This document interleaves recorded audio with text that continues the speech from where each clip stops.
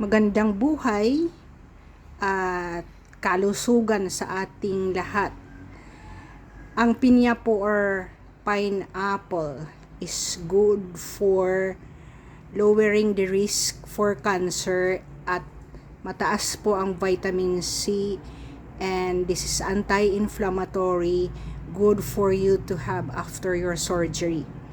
So have this also in your diet plan habang wala ka pang sakit po.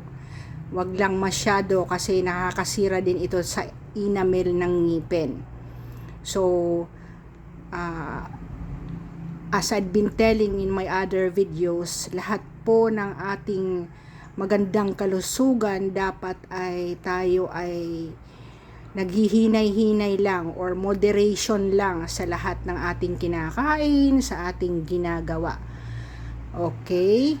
So, magandang kalusugan at buhay sa ating lahat. I hope you will subscribe, comment, and like. Thank you for following my channel.